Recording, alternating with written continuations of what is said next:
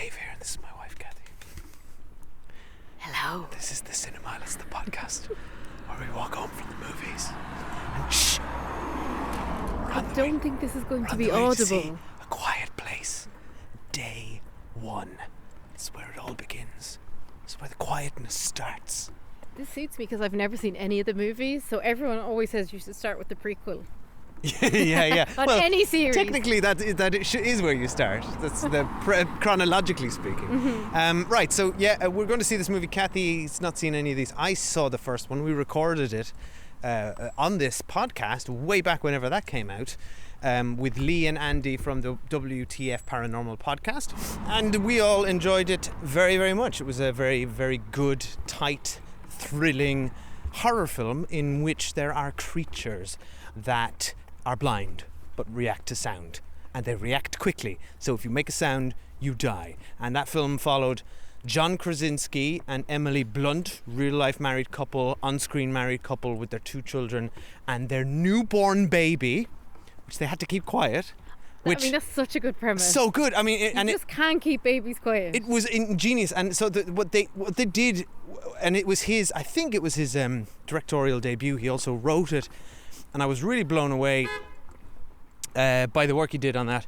And it's such a great concept, great premise. They extended it to a sequel, which had Cillian Murphy in it and Emily Blunt, which I did not see. Are you sure? Are you thinking of Oppenheimer? No, they were also in Quiet Place 2, part 2. And here we are now with the prequel, starring Lupita Nyong'o and that guy from Stranger Things, the newest one. You know the guy. The long-haired guy? Yeah, the long-haired guy. Yeah, right, yeah, him. Yeah. The English guy. Yeah, Quinn. Yeah. Joseph Quinn. Thank you, Joseph Quinn. Right, yeah, okay. It's him. And I'm excited. And I think this is that you always see this when you have a breakout star in something, and then their hot property. About 2 years pass, and then all the movies that they got cast in 2 years ago when they became a breakout star start to appear, and I think here we are. So this is the year of Joseph Quinn, also cast in the upcoming Fantastic Four film. Okay, less excited for that one, but this one I have always meant to watch this franchise. Kind of missed that first movie. Never heard it the second one. All I can think about it was a pandemic. It was a pandemic release. All I can think about is that second movie, that movie, that Netflix release was Sandra Bullock a few years later, where you had to cover your eyes. Bird Box. So bad. And we reviewed it, and do you remember when we reviewed it? We were so excited that Netflix had released a movie with a Hollywood star, and we were like, "This is next generation of movie viewing." And we couldn't believe that Sandra Bullock had done a movie with Netflix. And now here we are wishing stars wouldn't do movies with Netflix. We've really come full circle on this podcast. Anyway, we're going to go. Bird Box. We're going to go and watch the movie now. And we shall be back soon. See you soon. Bye. Shelter in place. Await further instruction. We can help each other. We have to get out of the city.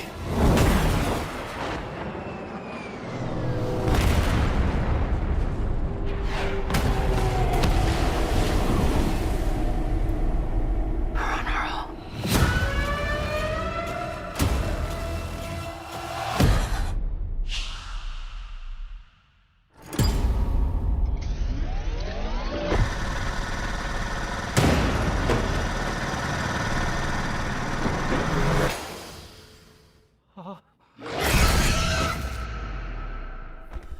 Okay, hi, we're back. We have seen A Quiet Place Day 1, and if it's your first time here, if it's your day 1 at the Cinemile, well, guess what? There's no spoilers until there is. On Spoiler Street, you will be warned.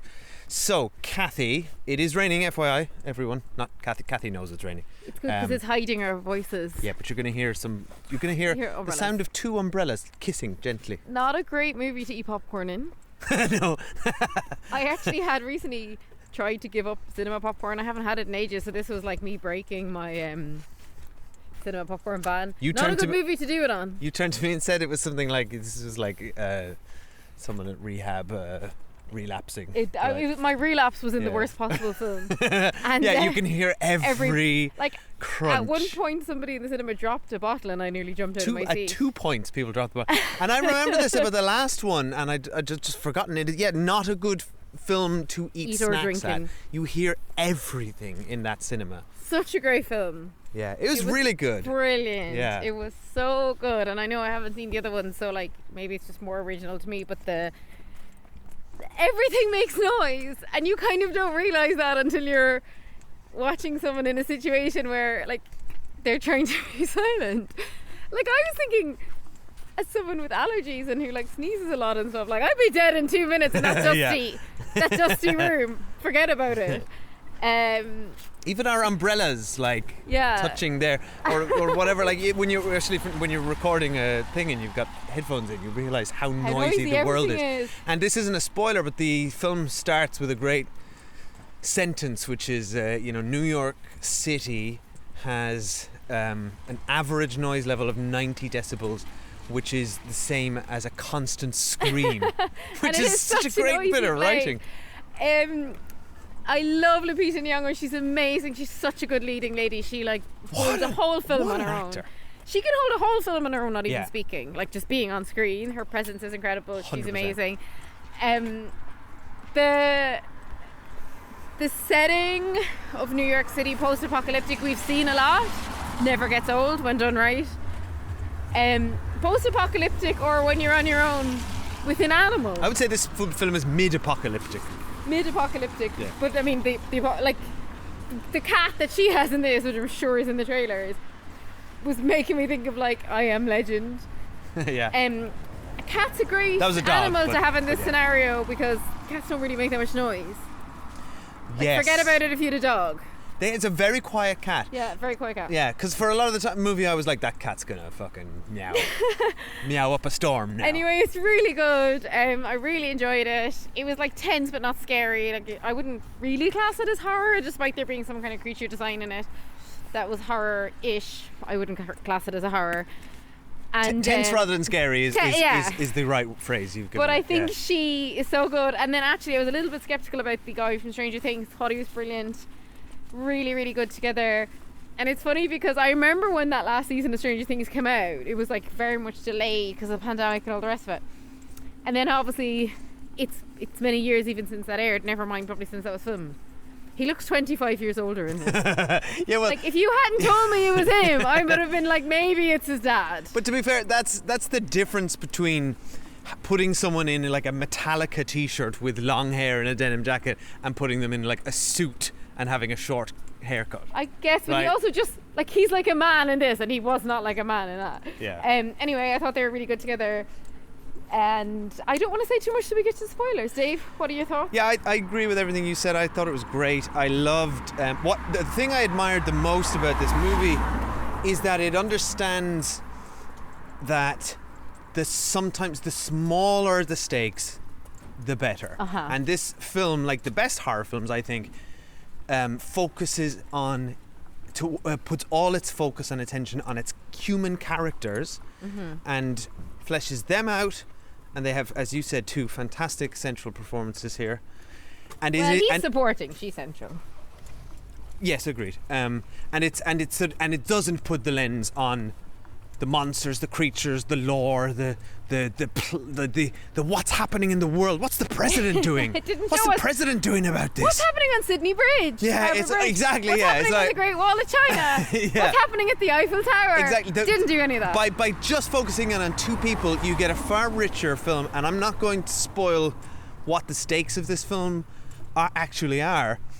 But I will say I think it's my favourite thing about the film, and it really landed, and it makes it you're more invested. Way more. I was more invested in the mission for this film than I would be for like we gotta get to Checkpoint Charlie, so that we can deliver the secret ingredient, the formula which will kill the bugs. But also, I think in a prequel, they needed them to have a goal that was their own because, well, sure, we know they're not beaten because we know there's more movies. True, very true. So it wouldn't work at all anyway. It'd be particularly dull if they did that. So yeah, I much enjoy that it's personal micro stakes. And I really felt it, like I really cared about them. I really cared about the characters. Me too. I love how smart everyone was. I was like, how long will it take them to Well, realise the noise thing? And like people seem to have Let's that get to down very spoilers quick. on that. Yeah. But yeah, I think highly recommend it. Nice and breezy, 90 minutes. Yeah, great length. Give or take. Doesn't like really. I think this writer-director who worked with John Krasinski on the story.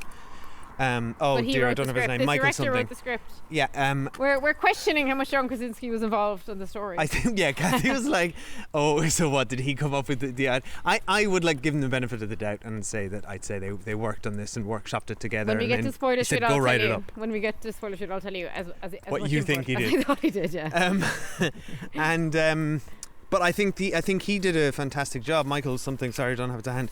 But Michael he something. directed Pig, with Nicolas Cage, which I've been dying to see for years and must get round to. So yeah, I Director, think he yeah. did a fantastic job. Great screenplay, great horror director. It was tense when it needed to be tense. It was heartfelt when it needed to be heartfelt. It focused on the Pete in really good. Nyong'o's face exactly when it needed to.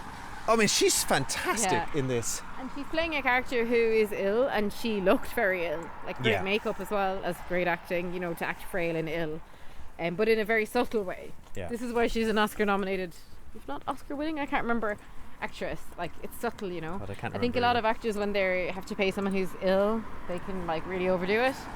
Yeah, you like cough every 5 seconds. Yeah. Well, you couldn't be coughing here, really. You go on without me. I'm too I mean, at ill one to point, be in quiet. fairness, she did try to cough, and then someone clamped their entire hand over her mouth, so she was Yeah. like, all right, never mind. Right, let's go to spoilers now, and you may hear a quick break before we get there. Right, so spoilers now for A Quiet Place. Day 1, you have been warned. I think the idea that and this is where I was thinking, if John Krasinski came up with anything, potentially the idea could have been, you've got somebody who's terminally ill, they're about to die anyway. What would they do in this scenario? Yeah. Because for them, the goal will not to be To survive. to survive. Yeah. Because we meet her when she's in a hospice, like she's at death's door. So I think that's a great central idea and completely flips the narrative of a survival. Really good. She's on her own. She's not like trying to protect her kids. Like she's it's really novel. not. Yeah, she's just got her own agenda, which is to go back to Harlem, go to her apartment, and go and get a slice of pizza, which I love as Yeah. an agenda. And And I think I was so it's very invested in clever. it. I wanted her to get that pizza so much. So bad. When Patsy's pizza was burnt out, it really, my heart sank. yeah, my heart sank for her as well. But then I was also like, why don't you just get pizza from anywhere else? Well, I was like, well, go inside anyway. get Like our there heart might set on there might Patsy's. be one in the oven or something. She didn't even try. There's no pizza. It's charred to a crisp. Yeah, the perfect way The to eat pizza. pizza. I thought it was so nice. I think it's an interesting choice for her character as well at the beginning. Like I like that they spent a little bit of time like setting her up in the hospice of like how depressed she was. And she said like last time I went to the city was supposed to be the last time I went to the city, as in like she said her goodbyes to the city. And then the nurse says to her, oh well, we're gonna get pizza after, and that like spurs her into the city. So the pizza thing is set up within like 4 minutes, and it's not in a trite like Teenage Mutant Ninja Turtles kind of way. Like the pizza really means something.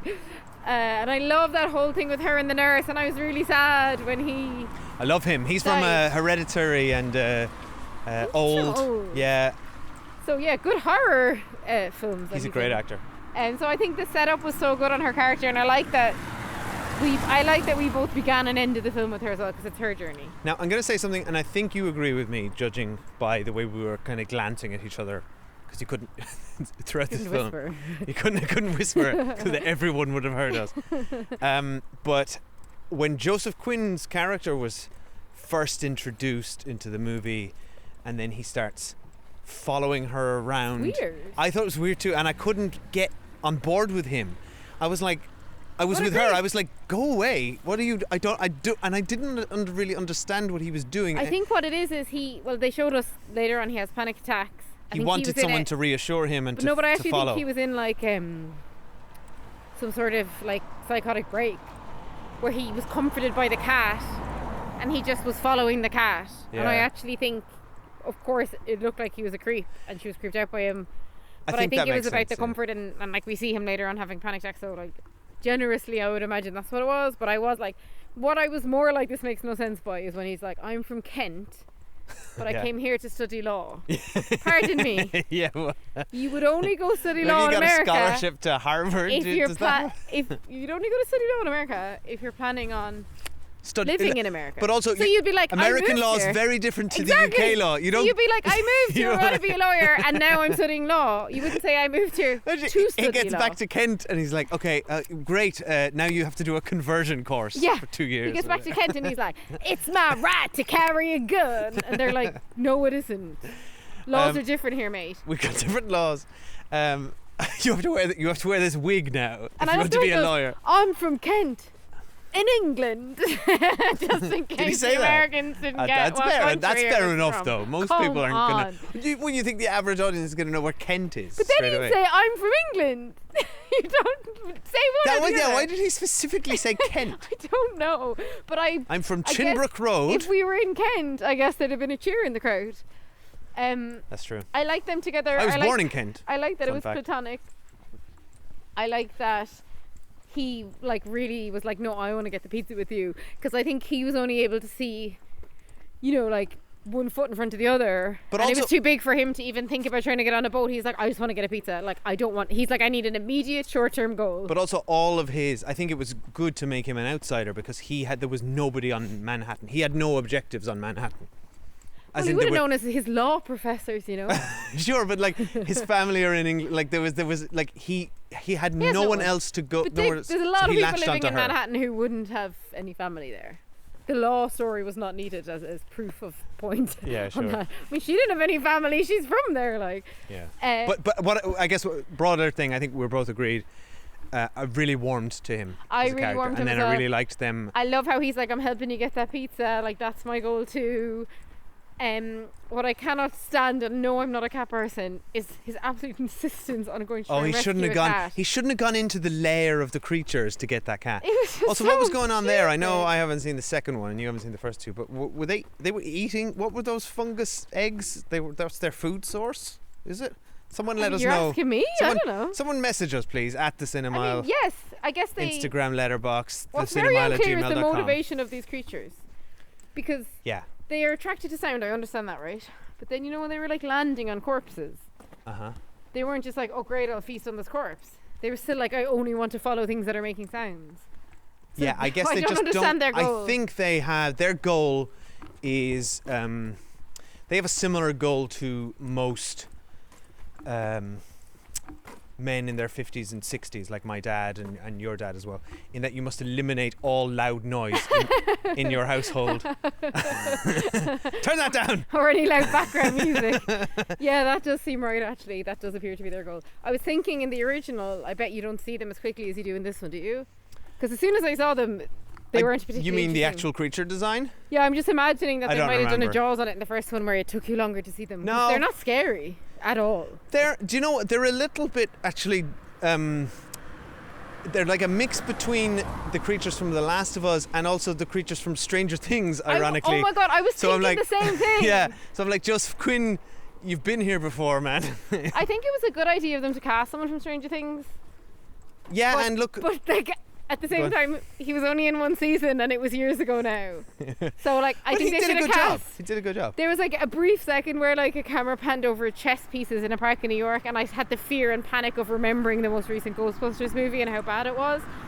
And That thinking was how bad. That guy That's- Fionn, that has soured in my It soured in my in memory as memory well. even more. like even just watching it, but I was like, oh, I'm surprised they didn't like put your man Fionn Whiteheart or whatever in this, you know. So at least they picked someone a bit different. Anyway, overall, big thumbs up from the cinema. Yeah, really good, really good. Check it out in the cinema if you haven't already. Well, I hope Or they've watch it already, at home. or they shouldn't be listening to Spoiler Street. I mean, there's not much to spoil, There's not much really. to say. Like, Yeah, if you I make, thought if you make noise, you die. I did turn to you and whisper, she's gonna play the piano. That's how she's going. I out. thought she was going to be playing the piano as well. But I liked how they did it as well because they 'Cause did also- set up her Chekhov's iPad. And her iPod. dad, and her Yeah. dad was the pianist, not her. That's true. So I love Yeah. that she was looking at the picture of her dad at the end. I love that she pulled the music out and kind of, instead of, she chose to die that way, and I thought that was really beautiful. Yeah, I thought much- she was going to go out eating the pizza, to be honest. I think much more depth than your average horror film, and I think that was consistent with the first film as well. Like I thought that family was very well drawn. and I was invested in their success. So And like that's, do you know, that's the formula of this movie. The most horror-ish setting, I think, was when everyone was walking to get off the island, or to get out of Manhattan, Oh and yeah. and you just realise the sound of human feet as I'm walking now, and I hear my own feet. The sound of all these humans, and then someone's pulling a suitcase, and then someone's Who's pulling that fucking I know, suitcase? yeah. And then someone's in a wheelchair. Whatever about the wheelchair. Leave your suitcase behind, lady. But you can't leave a wheelchair behind. Or man. So like the suitcase infuriated me, but just you realise even without the suitcase, even without any like wheelchairs or any noises like that, it was just the sound of people walking was way too loud. So that scene was really good, and then she was trapped under the car. Like I thought that was like probably very horror-ish. What I liked at the end when he like jumped into the ocean and they all rescued him was it's so much nicer than a like zombie movie. When people can't tell.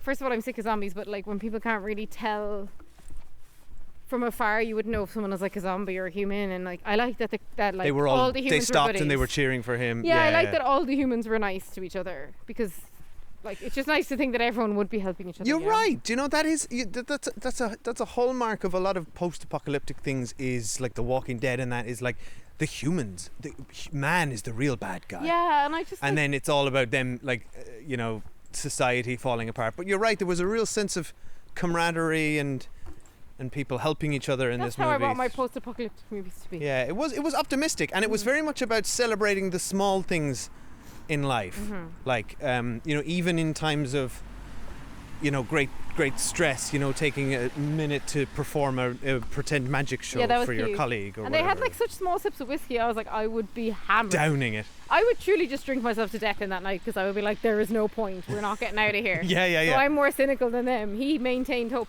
Well, I don't know that he thought he was getting out of there, but she wanted him to have gotten out of there. And I love when she gave him her cardigan. That was nice. And I was really cheering when he jumped off that pier. Yeah, I was as well. Yeah. So anyway, let's go. If you want to hear more from us, head over to our patreon.com/thecinema, where we're currently doing weekly reviews of House of Dragons, which is fantastic second season so far. Yeah, we're also covering in block episodes The Boys season 4, and we're about to do a retro movie, do monthly retro movies, which you get to vote on and choose. You can sign up for free for a week if you like. Have a listen. And see what you think. We've like usually our listeners pick the theme, but this month we've decided, because there's so many remakes or reboots coming out, the theme is going to be, or sequels, the first movie of a franchise that is being reimagined this summer. So because we saw the trailer for Twisters, it's going to be the first Twister, it's going to be Bad Boys, it's going to be Beverly Hills Cop. That's going to be the kind of choice. We need to think of a few more, because there's a lot of remakes or reboots coming out, or sequels this year. So that's the latest movie we're going to review. You said it like it's like a this year, or just but like the last Twister 20 years. Yeah, but Twister, Bad Boys and Beverly Hills Cop, like they're not exactly Lega sequels. People weren't sitting around waiting for them, Excuse me, big Twister stand here. The trailer looks great. I'm wearing my Twister memorabilia. The Twister merch, yeah. I think the trailer my looks Twister amazing. merch from 1996. We just watched it. Looks amazing. It does look good, actually. Yeah. And come follow us on Instagram, TikTok, YouTube, or Letterboxd as well, at The Cinema. Yes, or email us thecinema@gmail.com. We'll always write back and say hello, and we love getting emails and talking to all you lovely lot. And finally, I've just remembered another one. What? Please head over to Apple Podcasts or Spotify if you listen to us on one of those platforms. Yeah. And leave us a 5-star review. It's hugely appreciated. We listen to them all, and yes, they do really matter to It really helps. We don't listen to them, we read them. We read them all. Because you're not allowed to leave your voice. Yeah, you write them and we read them. You listen to us. That's how it works. You listen to us, and then you write nice things about us. And if you write mean that's things, all it takes. we read them too, and they're greatly upsetting. We do read them, and so please don't do that. Big thank you to everyone who's left mean comments over the years. Yeah.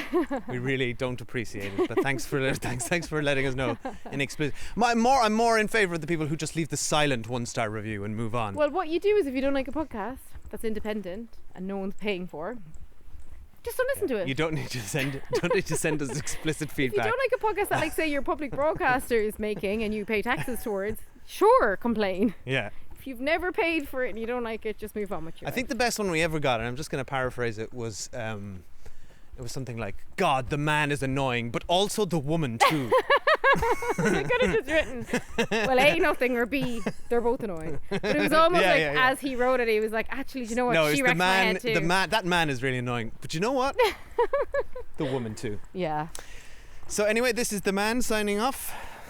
And thank you, the woman. And man, I feel like a woman because I saw Shania Twain last week and she was amazing. And now we have to turn off because what are we talking about? I don't know. But Shania Twain was amazing live. Thanks for... Bye. Bye.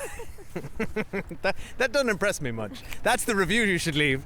1 star, that don't impress me. No, 5 star. 5 star, that impresses me greatly. 5 star, you're still the one. Love it. Yeah. Because there's 2 of you. Okay, if you can leave us a review with a Shania Twain reference, you get bonus points in life. Okay, bye.